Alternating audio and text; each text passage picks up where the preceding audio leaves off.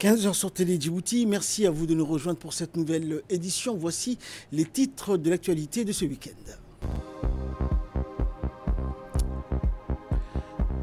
Lancement de la politique nationale du genre 2024-2030 et mobilisation des partenaires pour son financement, un événement organisé par le ministère de la Femme et de la Famille et le ministère des Affaires étrangères.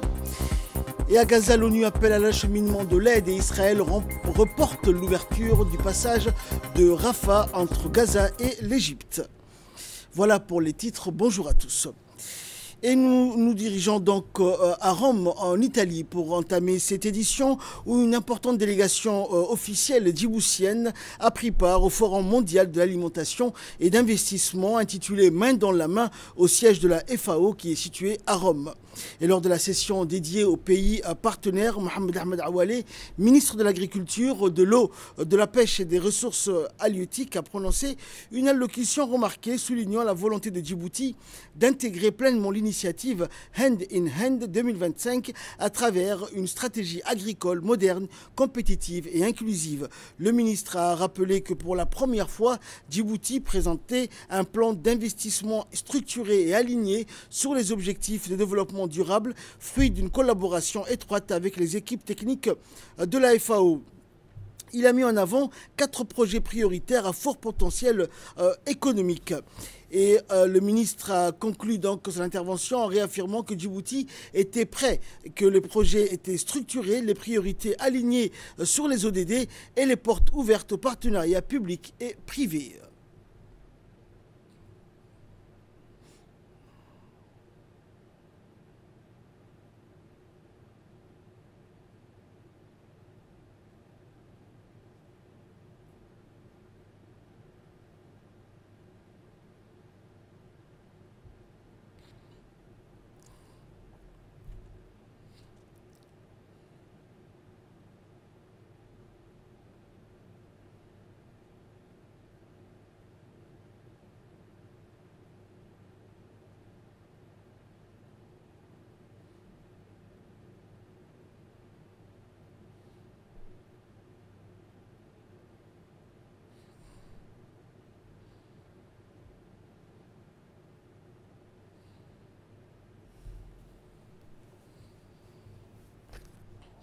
Et suivons à présent l'intervention du ministre de l'Agriculture, Mohamed Ahmed Awale.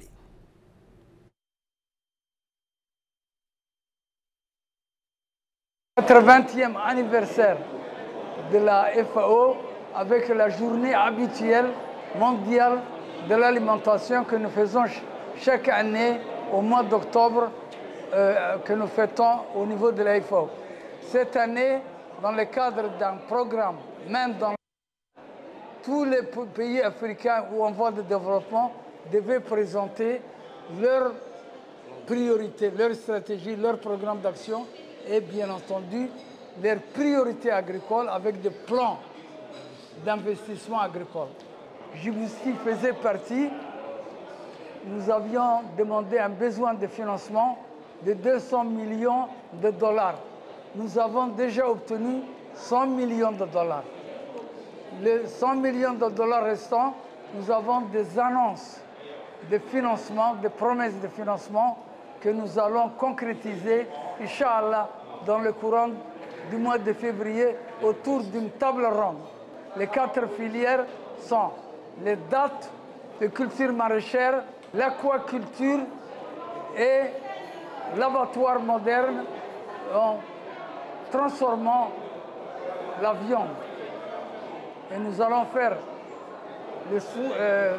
à partir de la viande découpée, maroquinerie et également d'autres produits sous-dérivés que nous allons développer. Il y a un grand abattoir qui est déjà financé avec la Banque islamique de développement. Dans l'actualité également, le ministre des Affaires étrangères et de la coopération internationale, Abdelkader Hussein, a co-présidé aux côtés de la ministre de la Femme et de la Famille, aujourd'hui au Aïla Grand Hôtel, une conférence de haut niveau sur le financement de la politique nationale du genre pour la période 2024-2030. Cette conférence a été marquée par la présence de la ministre de la Jeunesse et de la Culture, du coordinateur du système des Nations Unies et de nombreux diplomates et organisations, représentants d'organisations internationales présents à Djibouti. La tenue de cet événement vise à mobiliser les ressources essentielles pour accélérer la mise en œuvre de cette politique ambitieuse, pilier de la promotion de l'égalité et de l'équité du genre dans le pays. La nouvelle programme politique nationale du genre pour la période 2024-2030 est plus qu'un cadre de référence. Elle est une feuille de route stratégique et un engagement renouvelé pour la réalisation des objectifs de développement durable et des priorités du plan national de développement. Elle a été élaborée dans un contexte de changements globaux qui ont affecté les femmes de manière différenciée. La PNG 2024-2030 est structurée autour de 6 orientations stratégiques qui guideront l'action du gouvernement et de ses partenaires. 2030.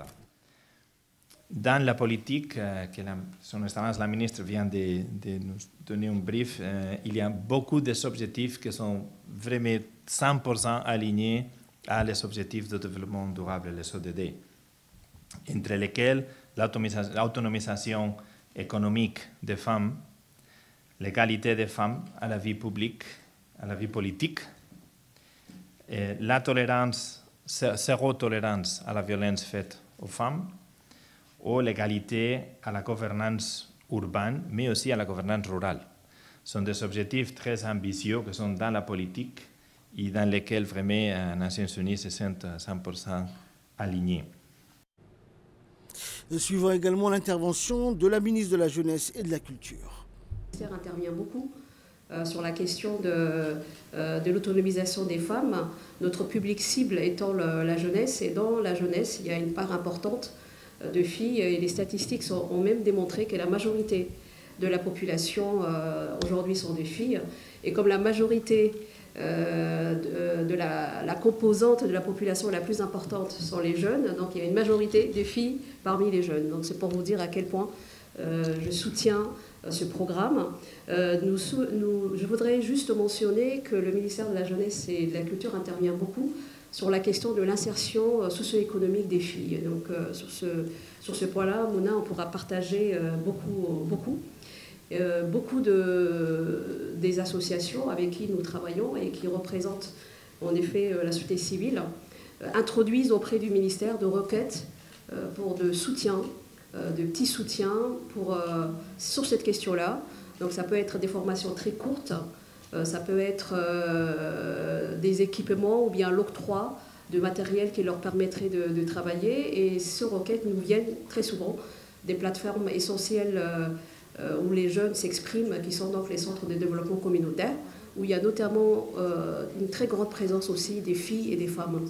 Donc c'est un programme sur lequel on pourrait travailler ensemble et où je pense qu'il y a énormément d'expérience, et avec un partenaire clé qui est donc l'Union nationale de femmes djiboutiennes. Et je vous propose également de suivre l'intervention de la ministre de la Femme et de la Famille. Dans la décennie écoulée, 2011-2021, l'ancienne politique nationale genre a permis des avancées notables. Les femmes djiboutiennes ont accédé plus largement à l'éducation. Elles occupent des postes de travail importants, assument des responsabilités publiques croissantes. Ces succès sont la preuve que la volonté politique, lorsqu'elle est soutenue par des cadres stratégiques, produit des résultats tangibles. Mais Djibouti n'est pas seulement un État qui s'est contenté d'améliorer le cadre juridique et politique du genre dans son environnement. Notre pays est devenu un laboratoire de l'émancipation féminine dans le cadre de la Corne de l'Afrique. Il est fondamental de souligner que ces résultats n'auraient été possibles sans la continuité de l'engagement du gouvernement, transcendant les cycles budgétaires et les priorités immédiates.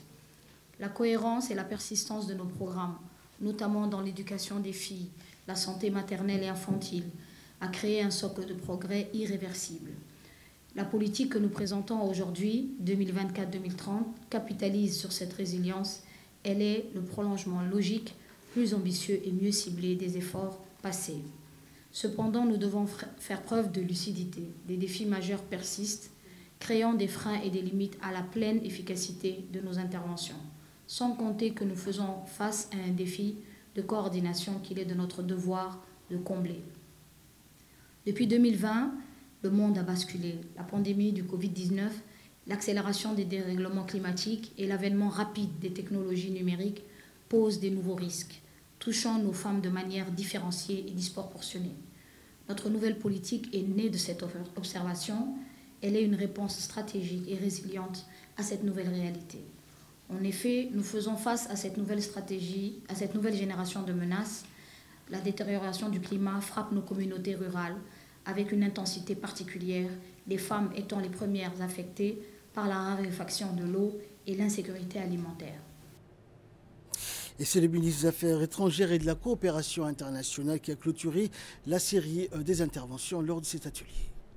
C'est avec plaisir que je me joins à vous pour l'ouverture de cette conférence de haut niveau et particulièrement honoré de co-présider cet événement aux côtés de Mme Mouna, ministre de la Femme et de la Famille, pour aborder un enjeu capital pour notre avenir commun, le financement de la politique nationale du genre.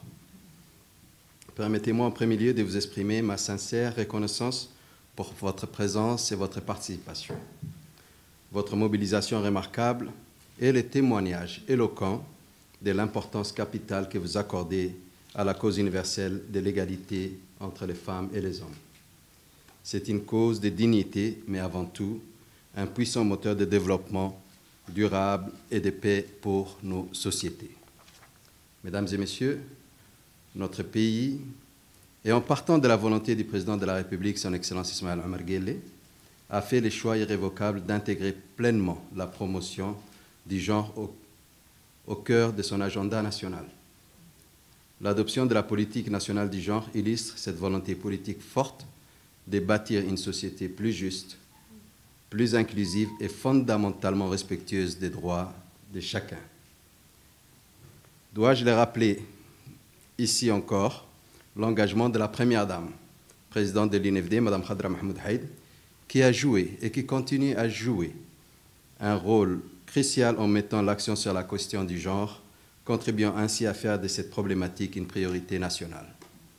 Son engagement a permis et permet toujours de renforcer les actions visant à promouvoir l'égalité des genres, à lutter contre les violences basées sur les genres et à soutenir l'éducation et l'autonomisation des femmes. Grâce à ces efforts, de nombreuses politiques et programmes ont été élaborés pour intégrer la perspective des genres dans les lois et les stratégies nationales, favorisant ainsi un développement plus inclusif et équitable pour tous.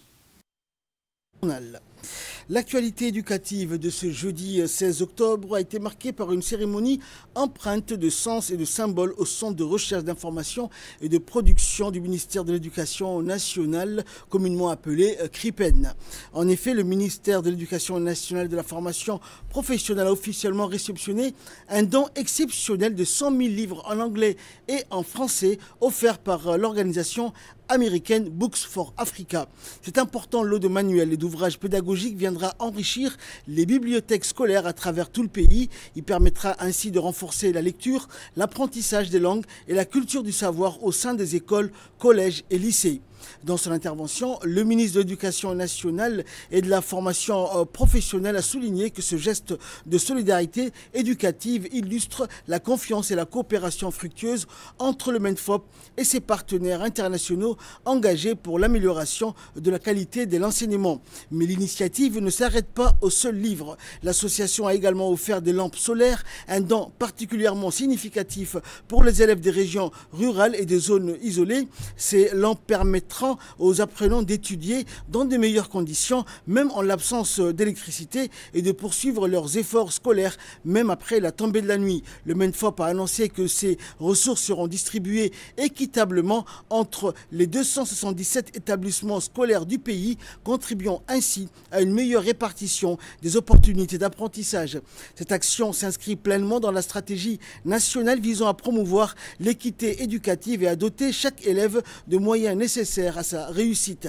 Et à travers cette cérémonie, le ministre a réaffirmé que l'éducation demeure la priorité absolue du gouvernement. Le partenariat avec Books for Africa vient une nouvelle fois rappeler que l'investissement dans les livres et dans la lumière du savoir reste le plus sûr chemin vers un avenir meilleur pour la jeunesse djiboutienne. Je vous propose à présent de suivre l'intervention du ministre de l'Éducation nationale. Oui, nous saluons donc ce double don au service donc de l'excellence linguistique et de l'égalité d'accès au savoir. Il y a un ensemble quand même substantiel de livres de bibliothèques en anglais et en français, mais également, vous avez vu des petites lampes qui sont des lampes d'essai pour les écoles rurales.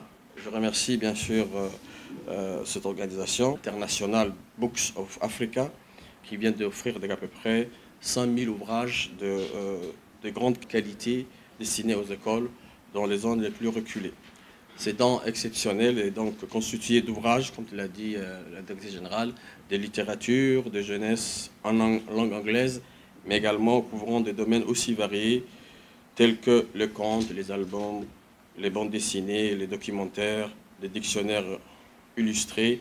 Donc, il s'inscrit pleinement donc dans la mise en œuvre de notre politique nationale du livre et de la lecture, ainsi que les réformes linguistiques visant à renforcer la langue, notamment anglaise, et également toute langue étrangère, en particulier donc l'anglais, qui nous permet d'ouvrir dans le monde scientifique.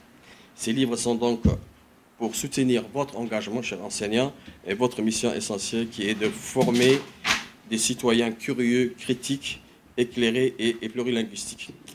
L'inspection d'anglais certainement jouera un rôle clé dans la mise en valeur rapide de ce don. Elle sera sollicitée pour accompagner les écoles dans l'utilisation des livres ou ouvrages et à veiller à ce que, bien sûr, leur impact se traduise par une amélioration visible.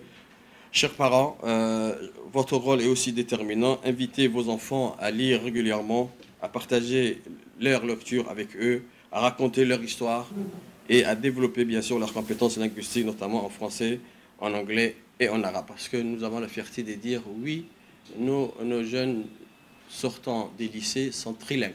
Ça, c'est ce qu'on ose dire et on le dira. Ils parlent aussi bien l'anglais, l'arabe, également le français. Faites, chers parents du livre, un lien vivant entre la maison et l'école. Donc enfin, au nom du ministère de l'Éducation nationale et de la formation professionnelle, j'adresse donc nos remerciements les plus sincères à Books for Africa pour ce partenariat exemplaire et visionnaire. Donc l'accès aux livres est un droit fondamental. Aujourd'hui, grâce à vous, donc ce droit devient une réalité tangible dans nos écoles. Donc merci à Books for Africa. Et notre équipe de reportage a recueilli pour nous les impressions et sentiments des participants à cette cérémonie. Nous nous trouvons aujourd'hui au Crépin pour une cérémonie de distribution de livres en langue anglaise. Ce don a été fait par une association INONG basée donc, aux États-Unis et qui se nomme Books for Africa. Donc ce don, cette cérémonie de don a été aujourd'hui présidée par le ministre de l'Éducation nationale et de la formation professionnelle et a rassemblé le chef d'établissement de la base, du collège et du lycée. Il y avait également parmi les invités les hauts cadres du ministère qui ont participé donc à cet événement important. Comme nous le savons, l'apprentissage de la langue anglaise est important parce que c'est une langue internationale, c'est une langue scientifique et c'est une langue également de la recherche, comme on le sait. Et sa maîtrise est d'autant plus importante que le MENFOP s'est engagé depuis quelques années à transformer l'école et à, si vous voulez, mettre en place un système performant, inclusif et de qualité. C'est en ce sens qu'aujourd'hui, ces livres sont là.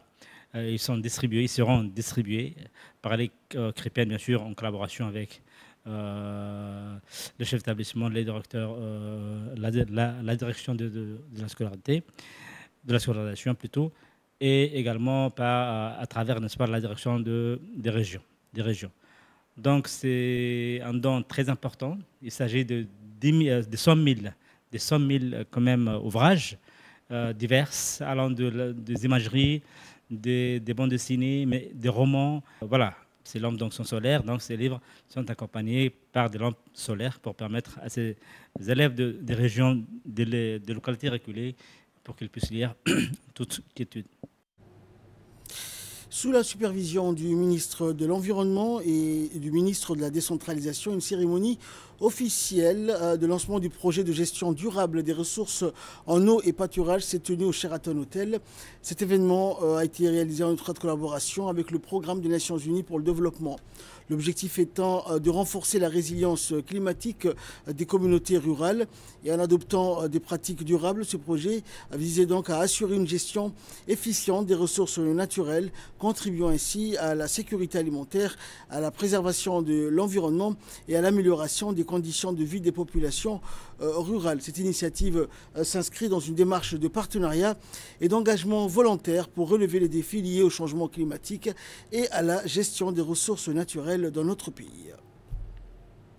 Porté par le ministère de l'Environnement et du Développement durable en partenariat avec le PNUD et grâce au soutien financier du GEF, incarne notre engagement collectif face aux défis climatiques majeurs. Bénéficiant d'un financement de 23,3 millions de dollars du GEF, ce projet permettra à Djibouti d'anticiper et de mieux s'adapter aux impacts du changement climatique qui affectent gravement les ressources en eau, les pâturages et par conséquent les moyens de subsistance de la population rurale. Je tiens à exprimer ici ma profonde gratitude au GEF pour sa confiance renouvelée et son appui constant de la vision ambitieuse du gouvernement de Djibouti en matière de climat. Suivant également l'intervention du ministre de l'Environnement et du Développement durable. C'est pour moi un grand honneur et un réel plaisir de vous souhaiter la bienvenue à cet atelier de lancement officiel du projet intitulé « Gestion durable des ressources en eau et en pâturage pour une meilleure résilience climatique des communautés rurales de Djibouti », financé par le Fonds mondial de l'environnement, Fonds pour l'environnement mondial, et mis en œuvre en partenariat avec le PNUD. La République de Djibouti, à l'instar de nombreux pays de la région, fait face aux défis environnementaux majeurs liés aux effets du changement climatique. Raréfaction des ressources en eau, dégradation du pâturage et fragilisation des moyens de subsistance des communautés rurales. Ces défis menacent directement notre sécurité alimentaire, la stabilité de nos écosystèmes pastoraux, la résilience de nos populations et en particulier celles vivant dans les zones arides et semi-arides. C'est dans ces contextes que le gouvernement de Djibouti, à travers le ministère de l'Environnement et du Développement durable, a élaboré ces projets structurants. Ils visent à renforcer la gestion intégrée et durable des ressources naturelles tout en améliorant la résilience climatique des communautés rurales. C'est dans cette optique que le président de la République, son Excellence M. Ismaël Omar Guelleh, n'a cessé de plaider pour que notre pays devienne un pionnier du développement durable à travers des politiques ambitieuses et des actions concrètes en faveur de la protection de l'environnement et de la lutte contre le changement climatique. Ces projets ambitionnent notamment d'améliorer la gouvernance de l'eau et des pâturages à travers une planification participative et inclusive, réhabiliter les infrastructures hydrauliques existantes et promouvoir les nouvelles solutions durables pour un meilleur accès à l'eau, restaurer les écosystèmes dégradés, notamment les zones pastorales, afin de préserver la biodiversité et les moyens de subsistance des éleveurs, renforcer les capacités des acteurs locaux, des collectivités régionales et des services techniques déconcentrés, sensibiliser les communautés à l'adaptation au changement climatique, à la préservation des ressources naturelles. La réussite de ces projets repose sur une approche participative et inclusive, mobilisant des collectivités régionales, les services déconcentrés de l'État, les communautés bénéficiaires, ainsi que l'ensemble des partenaires techniques et financiers ici présents. Le ministère de l'Énergie, chargé des ressources naturelles, en collaboration avec l'Agence française de développement, a organisé à Energia Park un atelier consacré au lancement officiel du projet d'efficacité énergétique des bâtiments administratifs. Cet atelier s'inscrit dans la vision présidentielle Djibouti 2035 et s'insère parfaitement dans les efforts déployés par le gouvernement à travers le département ministériel de l'énergie en matière de promotion d'une gestion responsable et durable des ressources énergétiques nationales. Il rentre dans le cadre de la mise en œuvre de la stratégie du ministère de l'énergie reposant sur 3 piliers essentiels. Et cet atelier a constitué également la première réunion du comité de pilotage du projet et a pour objet de présenter les objectifs, les activités et les résultats attendus du projet, et ce afin de mobiliser les parties prenantes autour de sa mise en œuvre effective. Pousser à consommer davantage d'électricité. Cette consommation parfois d'énergie fossile participe également au dérèglement climatique qui lui-même va réchauffer, qui lui-même va nous pousser encore à augmenter les climatiseurs. Bref, ce cercle vicieux, tout le monde en est conscient. Nos anciens nous en parlent, les météorologues nous en parlent, les scientifiques nous alertent. Certains choisissent de ne pas voir ou de détourner le regard.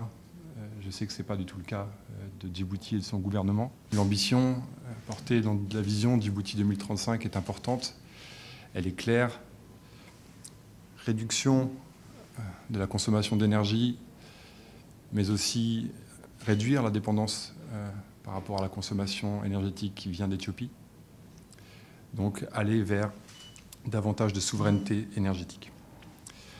Le projet PIVA a pour vocation, a pour ambition de briser ce cercle que je décrivais en se concentrant dans un premier temps sur les bâtiments énergétiques qui représentent une consommation importante. Et le ministre Younis Ali Guédi a également pris la parole lors de cette rencontre. C'est un réel plaisir et un immense honneur pour moi de présider cet important atelier de lancement officiel du projet pilote d'efficacité énergétique des bâtiments administratifs. Avant d'étaler cette initiative qui marquera un tournant décisif dans le paysage énergétique national, je tiens d'emblée à remercier le directeur de l'Agence française de développement pour son accompagnement dans la réalisation de nos objectifs nationaux de développement durable et pour tout le soutien technique et financier de son agence à ces projets, qui a une importance capitale pour notre pays, constituant par ailleurs un bel exemple de la coopération bilatérale fructueuse et du partenariat stratégique productif entre la République de Djibouti et la République française. Comme vous le savez, le secteur des bâtiments est un consommateur d'énergie majeur, représentant une importante de la consommation énergétique totale dans notre pays, provenant principalement de la climatisation, de l'éclairage et des équipements utilisés. Il est, à juste titre, l'un des premiers postes de dépenses énergétiques de l'État et l'un des principaux émetteurs des gaz à effet de serre.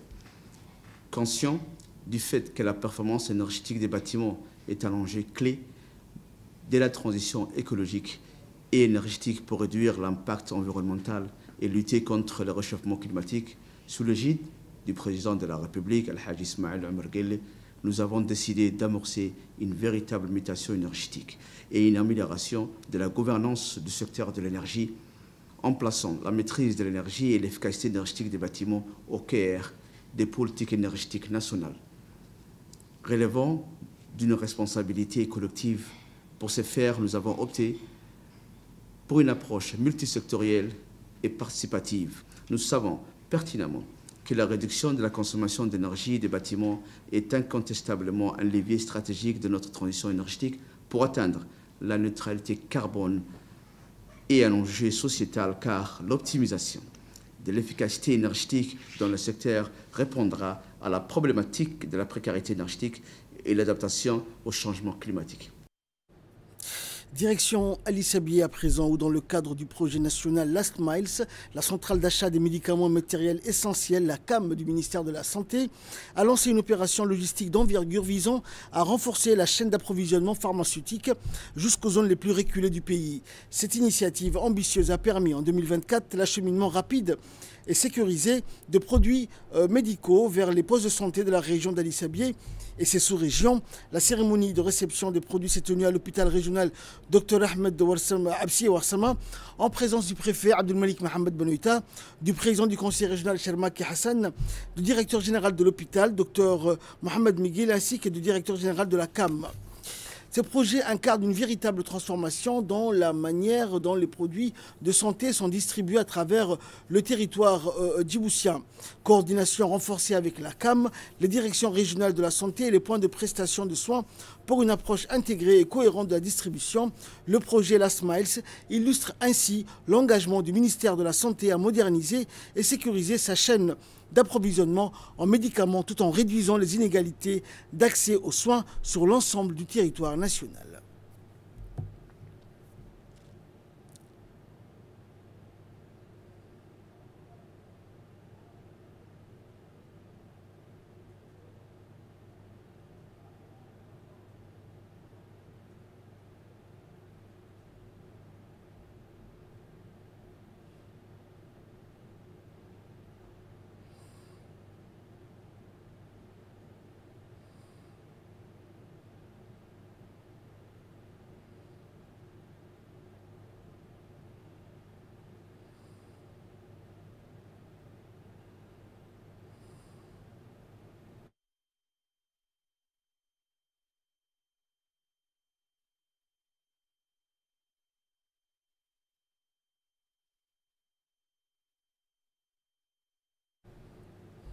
Après Ali Sabié, direction Tadjoura, où le conseil régional, représenté par le président Omar Hussein et l'UNICEF, par la représentante Bite Dastel, ont signé un plan de travail biannuel, un accord stratégique portant sur le volet WASH, eau, assainissement et hygiène. Ce projet vise à répondre aux besoins urgents en eau potable dans les zones rurales les plus touchées par la soif. Et cette collaboration est une avancée significative pour notre région, un pas de plus vers un développement durable et inclusif. L'UNICEF continue de se montrer comme l'un des partenaires les plus actifs et bienveillants pour l'amélioration des conditions de vie des enfants et des communautés.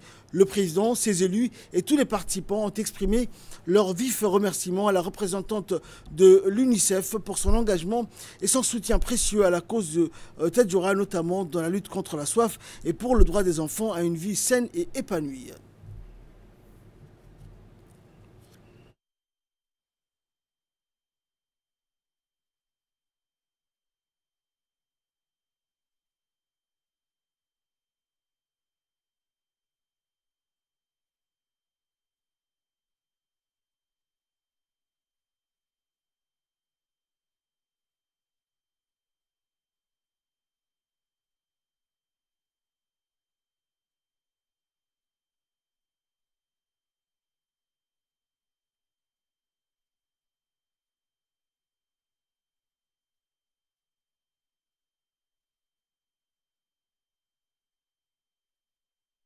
On a vu ensemble avec mon ami le président beaucoup de besoins. On a parlé depuis quelques ans des projets phares dans chaque domaine. Et comme vous le savez, pour l'UNICEF, notre mandat, c'est autour du bien-être de l'enfant, qui inclut bien sûr la santé, la nutrition, l'eau, l'hygiène, l'assainissement, l'éducation bien sûr, mais aussi la protection de l'enfant et la protection sociale.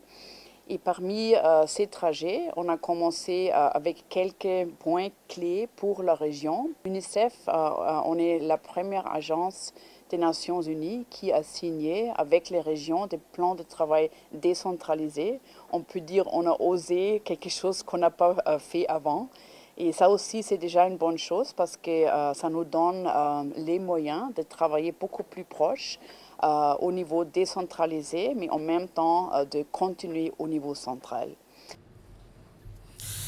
Et enfin, c'était dans les titres de cette édition au 7e jour du cessez-le-feu après 735 jours de guerre contre les Palestiniens de la bande de Gaza, les organisations internationales continuent d'exiger qu'Israël ouvre tous les points de passage afin de permettre l'acheminement de l'aide aux habitants du secteur, tandis que les États-Unis ont annoncé le lancement de la deuxième phase de l'accord de fin de guerre et la mise en place d'une force internationale de stabilité. Des sources ont exclu l'ouverture du passage de Rafah aujourd'hui et prévoient son fonctionnement au milieu de la semaine prochaine. Elles ont précisé que l'ouverture pourrait être retardée en raison de complications sécuritaires et logistiques pour le transit des passagers et des marchandises entre Gaza et l'Égypte. Des efforts politiques sont actuellement déployés pour lever tous les obstacles à l'ouverture du passage. Voilà donc, c'est tout pour cette édition. Merci de nous avoir suivis. Excellent week-end sur Télé Djibouti.